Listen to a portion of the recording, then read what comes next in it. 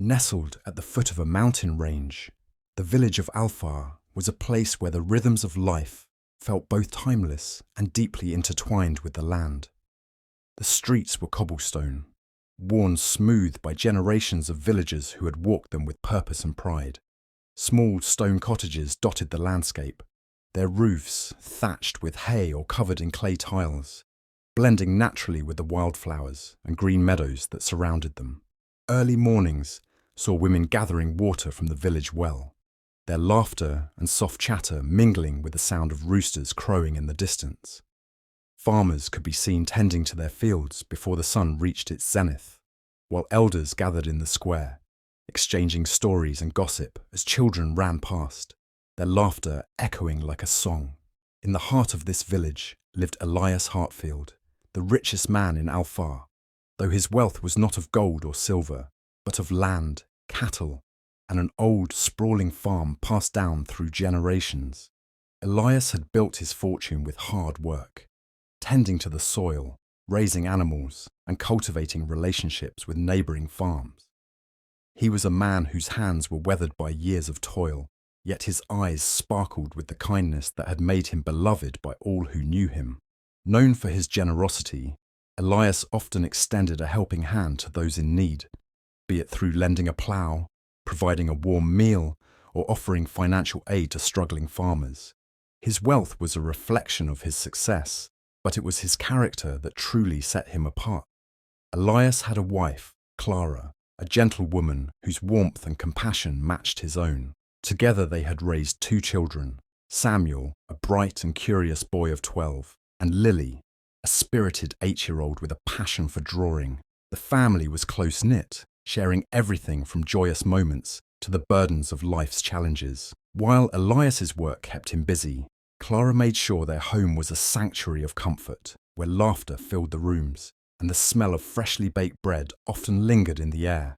Yet, despite his seemingly perfect life, Elias felt an underlying tension. Though he had earned his wealth through hard work, he was not without critics.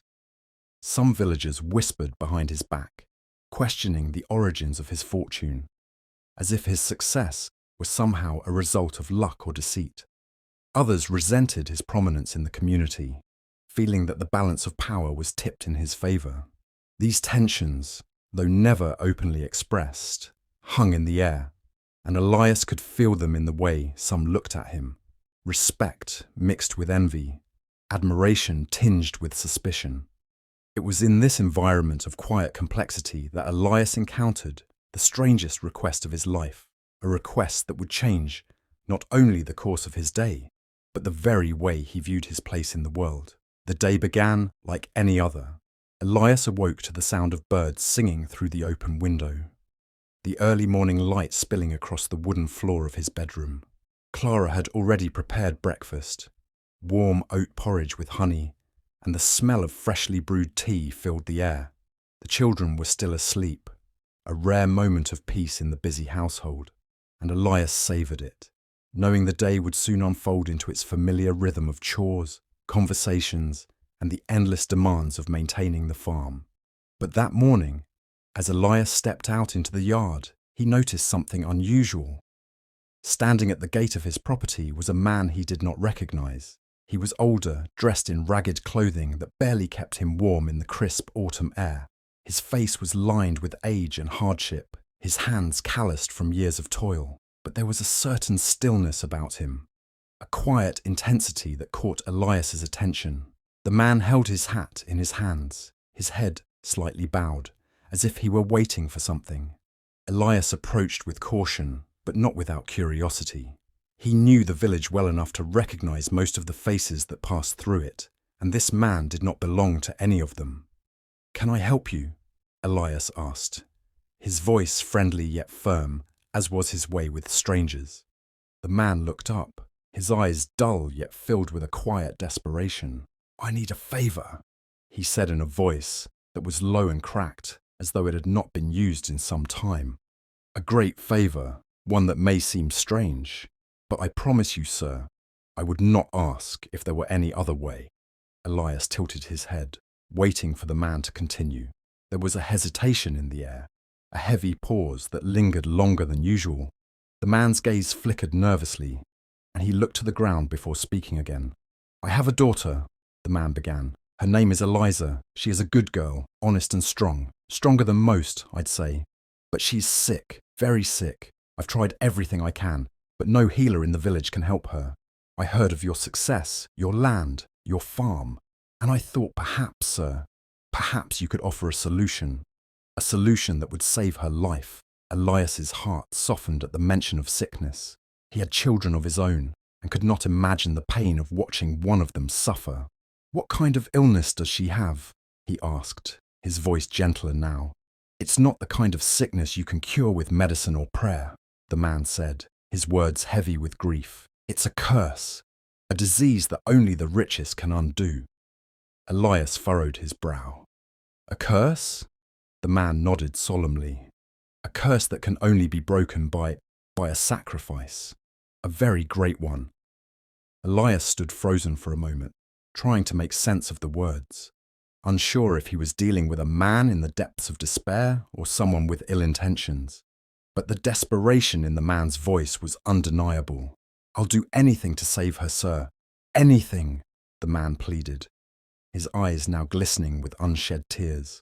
The request that followed was more bizarre than Elias could have ever anticipated. The man asked him for a piece of his land, the most fertile part of his farm, the field that brought in the highest yields. "It must be from the land that has given you your wealth," the man insisted, his voice trembling. "Only then will the curse be lifted, and my daughter can be free." Elias was taken aback. It wasn't just a favour, but a demand that struck him to his core. The thought of losing even a small part of his land, his livelihood, seemed unfathomable. His farm had been in his family for generations, and the land was as much a part of him as his own flesh. To part with it felt like an erosion of everything he had worked for, everything he had built. "You want me to give you my land?" Elias repeated slowly, the weight of the request sinking in. "That's not a favour." "No," the man interrupted, shaking his head. "It's not just land, it's your wealth, your very success. Only by giving up a part of it will your generosity break the curse. Without it, my daughter will die, and I will lose her." The man's words hung in the air, heavy and foreboding. Elias's mind raced, caught between his sense of duty to help and the gnawing feeling that something was amiss. Was this truly the desperation of a father trying to save his child? Or was it a trick? A ploy to manipulate him into giving up something he had no intention of parting with? Elias felt a strange mix of pity, confusion, and anger stir within him. Pity for the man's apparent suffering, but also a deep sense of injustice. How could anyone ask him for something so great, so personal, so impossible to give? He had built this life from the ground up, every acre of land a product of his sweat and labour. And now this man expected him to simply relinquish it, as though it was something he could afford to give away. At the same time, Elias could not ignore the pang of sympathy for the sick girl whose life hung in the balance. How could he refuse, knowing that the fate of an innocent child might rest on his decision?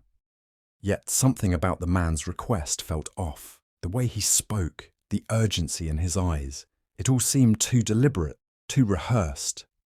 Elias's gut told him that there was more to this than he was being told. As Elias grappled with the stranger's request, his thoughts began to drift toward those who had always viewed his wealth with skepticism. There were whispers in the village, some good-natured, others less so, about Elias's success. Many of the other farmers, particularly a man named Gideon Blackthorn, were quick to dismiss Elias's fortune as a result of opportunism, not hard work. Gideon had been Elias' childhood friend, but their paths had diverged long ago. While Elias had invested in his land and farm, Gideon had stayed in his father's shadow, relying on old, worn-out plots and begrudgingly accepting the small yields they produced. Gideon had never concealed his resentment toward Elias, especially when he had come into such great wealth. It was whispered in the tavern and around the village that Gideon might even go so far as to sabotage Elias, seeing him not as a success to admire, but as an example of everything he had failed to achieve. Could this stranger be a pawn in Gideon's quiet campaign against Elias? Or was it, as the man claimed, a desperate father trying to save his child? The uncertainty gnawed at Elias, and as he looked at the man standing before him, he felt the weight of his decision, one that might change his life forever. After the strange encounter with the man, Elias found himself in turmoil. His mind churned with doubt and confusion, unsure of how to interpret the man's desperate request. The idea of sacrificing a portion of his land seemed preposterous, yet the man's plea for his daughter's life lingered in his thoughts like a weight. Elias couldn't shake the feeling that there was something more to the situation than he was being told, but he couldn't bring himself to ignore the desperate cry of a father for his child. In the days that followed, things began to unravel in ways Elias couldn't have anticipated. Word of the strange request spread quickly through the village. As rumours often do, a quiet suspicion began to stir in the hearts of some. And it wasn't long before Elias found himself at the centre of a storm he hadn't asked for. It started with Gideon Blackthorn. Since childhood, Elias and Gideon had been rivals of sorts, though it had always been friendly enough. They had grown up together, worked alongside each other in the fields, and shared the same dreams of prosperity. But their paths had diverged over the years. While Elias had worked tirelessly to cultivate his farm and build his wealth, Gideon had never quite found his footing. His farm was small, his yields inconsistent, and his temper often flared in frustration at the success of others. Now, with Elias thriving and becoming the wealthiest man in the village, it was as though Gideon's simmering jealousy had finally boiled over. One afternoon, as Elias was overseeing his harvest, he saw Gideon approaching him across the field, his face taut with barely restrained anger. There was no friendly wave, no greeting, just a direct march toward Elias that made the hairs on the back of his neck rise. "You've heard, haven't you?" Gideon's voice was low, barely more than a growl, though Elias could sense the venom behind his words. Elias nodded slowly, trying to remain calm. "I've heard the rumours about the man who asked me for my land," Gideon sneered, his lip curling with disdain. "Rumours. You think they're just rumours." He took a step closer, his voice rising. "I think you've been had, Elias. That man, that so-called father, he's a fraud. He's playing you for a fool. You'll give him your land, and what will you have left? Nothing but a hole in the earth and a dead child you don't even know." Elias's chest tightened at the accusation. "I don't know that for sure, Gideon. He was desperate. I can't just turn my back on someone in need." Gideon's eyes flashed with impatience. "And that's your problem, Elias. You've been so wrapped up in this helping others nonsense, you can't see when someone is taking advantage of you. That man has probably already left the village with what he wants. Your money, your land, and you'll be left with nothing." He paused, his voice dropping to a taunting whisper. "Mark my words, Elias. You're going to lose everything. You're too good-hearted for your own good." Elias felt a sharp pang of doubt, but he refused to let it show. Gideon's words stung, but he wasn't about to let someone like him derail his beliefs. Elias had worked too hard to build the life he had. He was not going to let a few whispers and the spite of a jealous man dictate his actions. But the tension continued to escalate. In the weeks that followed, more whispers spread through the village. It wasn't just Gideon now. Others began to question Elias's judgment. They spoke behind his back, questioning whether he was being manipulated, whether his kindness had made him weak. They wondered aloud if giving away part of his land for the sake of a stranger was a sign of folly. Some even started to mock him, calling him soft or too charitable for his own good. Elias found himself increasingly isolated. His closest allies, including some of the other farmers he had helped over the years, began to distance themselves from him. The fear of being associated with a man who might have been tricked or worse, exploited, was too great for some to bear. Even among his own family, doubts began to creep in. Clara, who had always supported Elias's decisions without question, began to voice her concerns. One evening, as they sat together after dinner, she placed her hand gently on his arm, her voice soft but insistent. "Elias, I can see that you're torn, but I'm worried. This man, What if he's not telling the truth? What if he's just using you?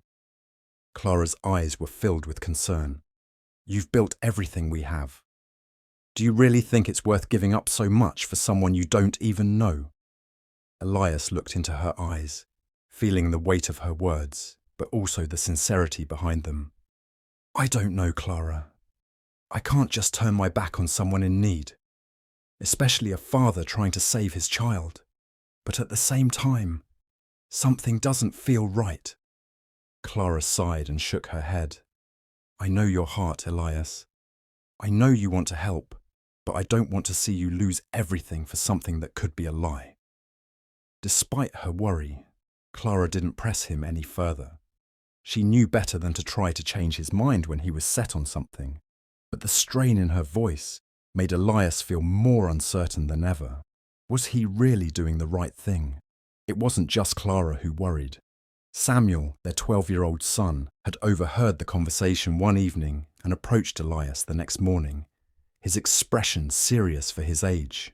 Papa, Samuel said quietly, his gaze flickering to the ground before meeting his father's eyes. Are we going to lose our land? You've worked so hard for it. You've always taught me to be strong, to stand up for what's right. Elias felt a pang in his chest at his son's words. How could he explain to him the complexity of the situation, the uncertainty that twisted his insides? No, Samuel, Elias said, forcing a reassuring smile, though the unease gnawed at him. We're not going to lose anything. I promise you that. But deep down, Elias couldn't help but feel the walls closing in. The more he tried to hold on to his principles, the more the world around him seemed to push back.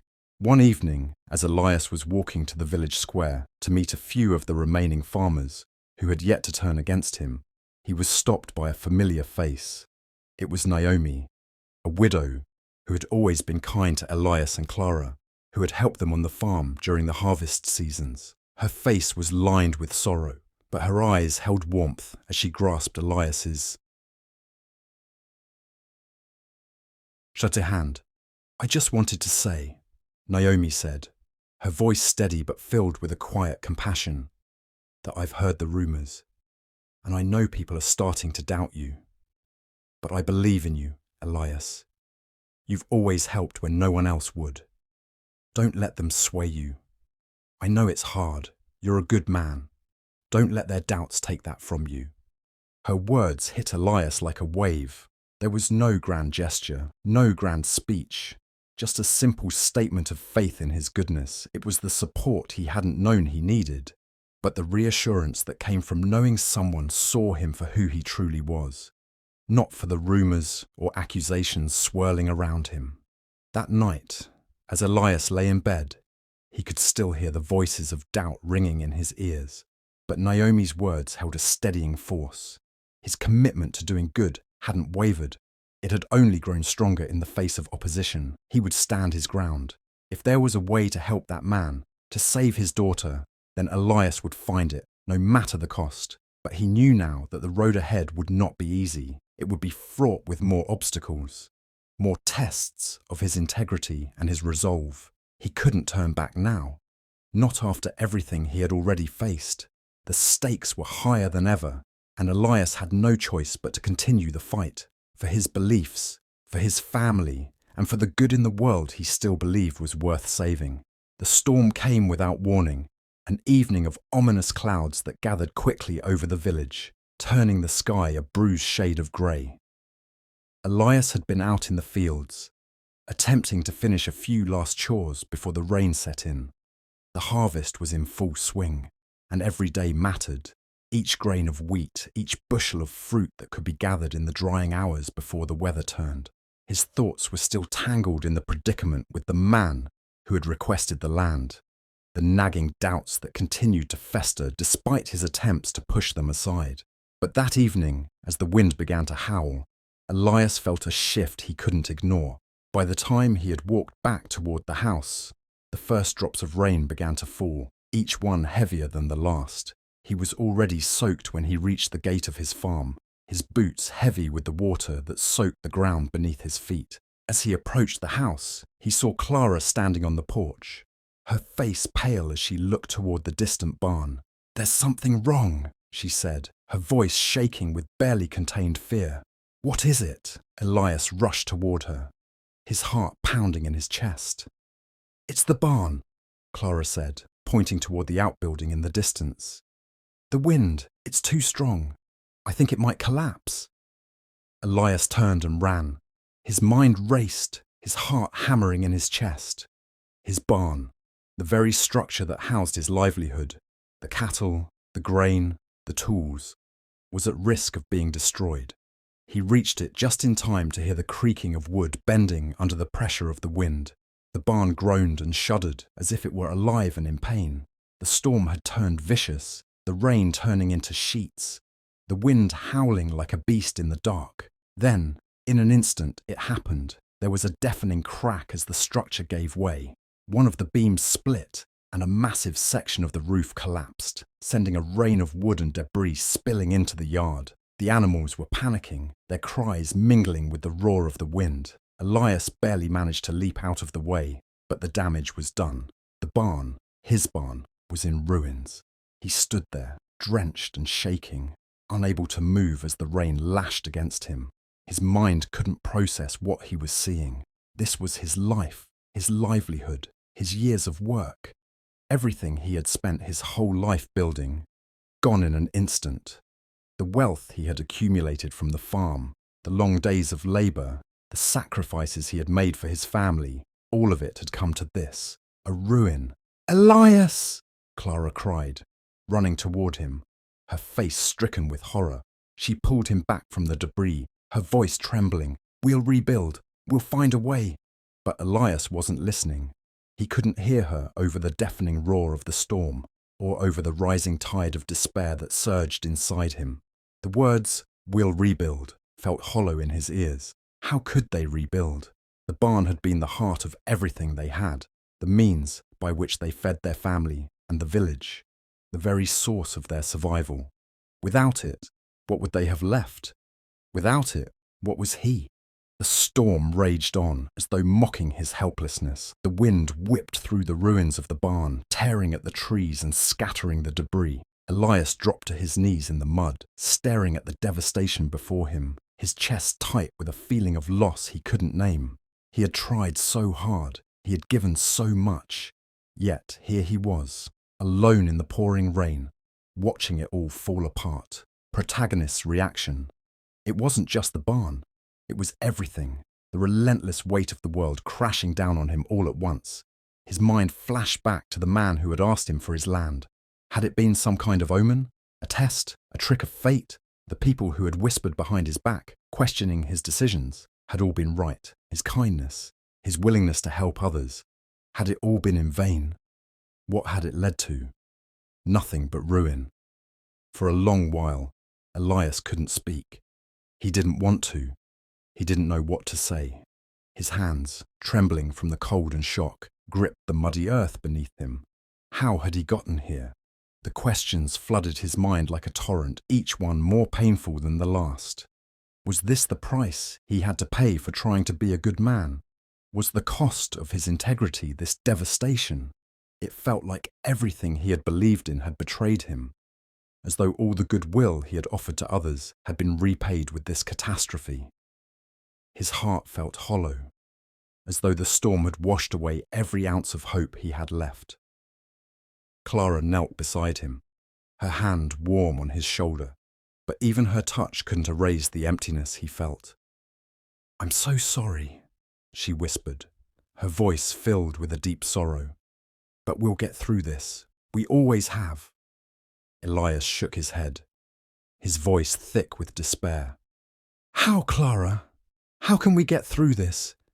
Everything we've worked for, it's gone. I'm just a man with nothing left." Clara was silent for a moment, her gaze fixed on the ruins. "You've never been just a man with nothing.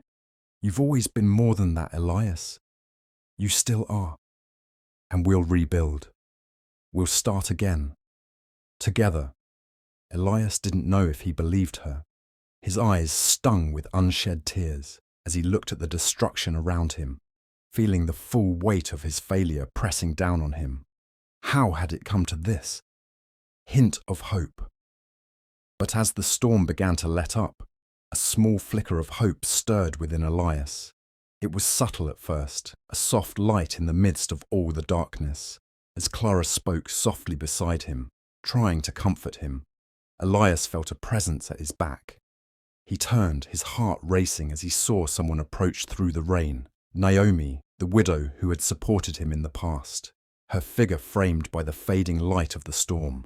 She was carrying something in her arms, bundles of fresh hay, bags of grain.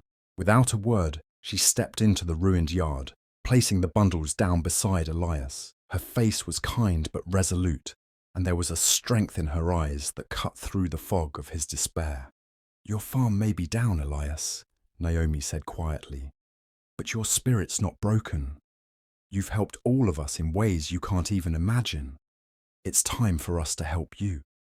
Her words were simple, but they held weight. For the first time that night, Elias felt a spark inside him, just a flicker, barely visible, but there.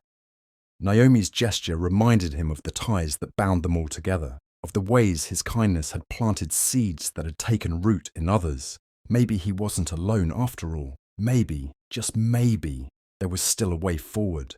As Naomi handed him a small bundle of grain, Elias looked at the broken barn and then back at her. For the first time, in what felt like forever, he allowed himself to feel a glimmer of hope. The journey ahead would be long and the road would be hard, but he wasn't ready to give up just yet. There were people who believed in him. Maybe that was enough to start over again. The weeks following the storm had been grueling. Elias worked tirelessly to clear the wreckage of the barn, his hands raw and his body exhausted. But no matter how much he gave, it never felt like enough. The weight of his failure pressed on him every day. His dreams of rebuilding his farm felt like distant whispers, drowned by the overwhelming task of simply surviving. In the village, the whispers had not stopped. Gideon Blackthorne had only become more vocal in his condemnation, insisting that Elias had been too soft to see the truth, and that his charity was the cause of his downfall. Elias had heard the murmurs. "He's done for now," they said. "You can't give away your land and expect to survive." The accusations, both spoken and unspoken, gnawed at him, and even the people who had once supported him, Naomi, Clara, and his children, could not ease the growing sense of self-doubt that continued to consume him. But one morning, as he sat in the remains of the old barn, the first rays of sunlight pushing through the clouds, something inside Elias shifted. The storm had torn apart his farm, but it had also cleared a path to something deeper, his own resilience. He realized that despite the doubts, despite the whispers, he had never given up on what was right, even if it had cost him everything. This was the moment to rise, not to shrink away from the challenges that loomed ahead. The decision came suddenly, but with unmistakable clarity. It was time to take a bold step forward, not as a man defined by his past failures, but as someone who could rebuild. He had nothing left to lose, and yet, in that realization, he felt more powerful than he had in years. Without hesitation, Elias stood up, wiped the mud from his hands, and walked toward the village square. He was not walking to beg for help, nor to plead for sympathy. He was walking to take back control of his life. If the village thought him weak, if they believed he was finished, then he would show them that his spirit was unbroken. He didn't go to the tavern where Gideon and his friends often gathered. Instead, he went to the heart of the village, where the farmers met to discuss trade and share their crops. As the villagers saw him approach, the whispers quieted, and all eyes turned toward him. "I'm here to make something clear," Elias said, his voice steady, carrying over the hushed crowd. His heart pounded, but his words came out with surprising confidence. "This farm, this land, this home, it's mine. No one can take it from me, not because it's just dirt and grain, but because it's a part of me, a part of my family. I've worked hard for everything I've had, and no storm, no man, and no rumour will take that away." A few of the villagers exchanged glances, some sceptical, others intrigued, but Elias did not flinch. "I will rebuild. I will start again. and I will not ask for pity nor for charity. I will do what needs to be done." Gideon's voice cut through the crowd. "And what do you expect, Elias? To rebuild a life on a foundation of lies? Your kindness has cost you everything." Elias turned to face him, meeting his old rival's eyes. There was no anger in his gaze, only a quiet resolve. "My kindness didn't cost me everything, Gideon. It's my strength. And when the dust settles, you'll see that I've lost nothing." The crowd shifted uneasily. They had expected Elias to crumble, to fade under the weight of his mistakes. But here he stood, unwavering, confident, and ready to fight for his future. As Elias stood there, resolute in his stance, a shadow fell across the village square. A rider, cloaked in a heavy travelling coat, approached on horseback. His face was obscured, but there was something familiar about the man. When he dismounted, the crowd parted in quiet astonishment. It was the stranger, the man who had once begged for a portion of Elias's land to save his daughter, the one Elias had dismissed as a fool. But now, as the man stepped forward, something changed in the air. The crowd murmured in disbelief as the stranger threw back his hood, revealing the weathered but noble features of a man far wealthier and more influential than Elias had ever imagined. The man's eyes met Elias's with a quiet intensity, and he extended his hand. "I am Lord Nicholas Hargrave," the man said, his voice low but filled with authority, "and I owe you my gratitude, Elias." Elias stared at him, momentarily stunned. "Lord Hargrave," he repeated, unable to comprehend the revelation. The man who had appeared to be a beggar, asking for land in exchange for a cure, was not only wealthy but influential beyond anything Elias had ever known. "I was testing you," Lord Hargrave continued, his tone serious. "I needed to see if your heart was as true as the rumours claimed. You see, I've been watching you for some time, Elias. You have earned my respect. And now I want to repay the favour." The crowd fell into a stunned silence. Lord Hargrave had been watching him. Elias couldn't believe it. The stranger's request for his land had been a test of his character, his generosity, his willingness to act on behalf of someone in need. "My daughter, Eliza," Lord Hargrave continued, "was indeed ill, but not in the way I initially described. I needed to know if you would offer help without expecting something in return, and I've watched as you've handled your hardships with dignity, even when the world turned against you." Elias was speechless. His mind reeled from the revelation. Everything, the land, the storm, the struggles, had all been part of a greater plan, one he had never seen coming.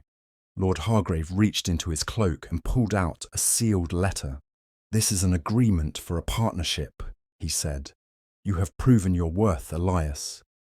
I would like to offer you a chance to expand your land, to rebuild your farm with the resources of my estate behind you. Together, we can do more than you ever imagined." The weight of the offer crashed down on Elias, but this time he didn't falter. The shock of the revelation faded into something else, something more grounded.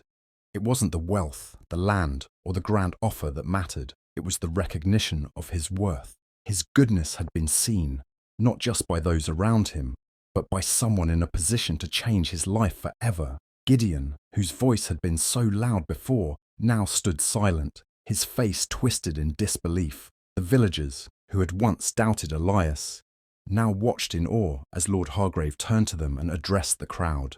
"Elias proved what it means to act with integrity," Lord Hargrave said. "He didn't ask for riches.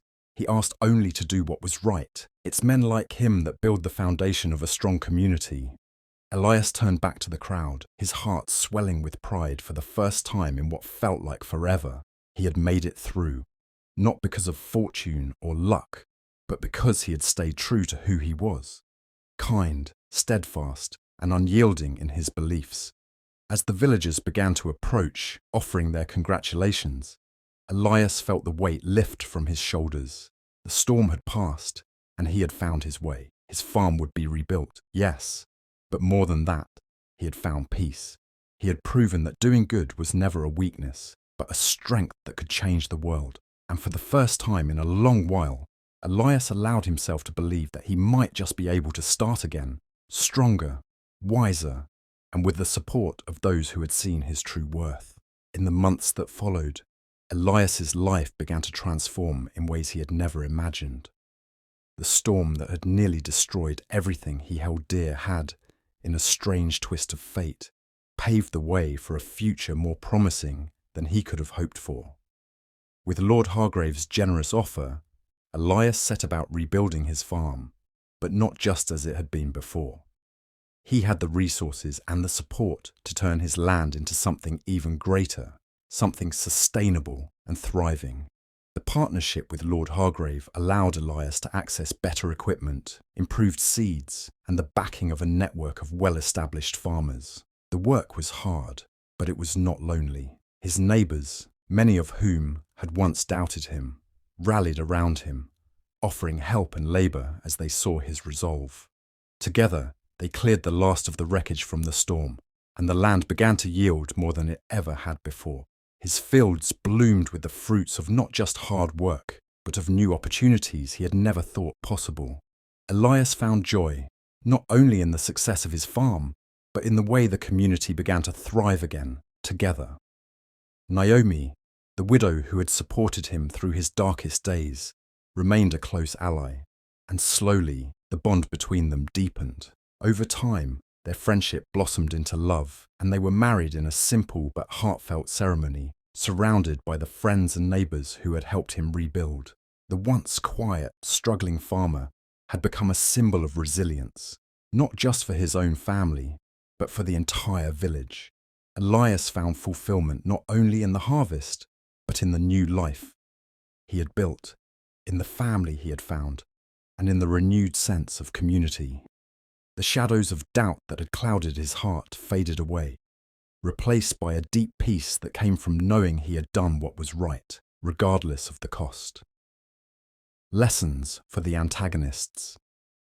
As for Gideon Blackthorn, the man who had once ridiculed Elias for his kindness, his fate unfolded differently. The storm had not just ravaged Elias's farm, but it had also exposed cracks in the armour of those who had long viewed themselves as above the struggles of others. Gideon, whose wealth had insulated him from the hardships of the world, found himself facing a downturn in his own business.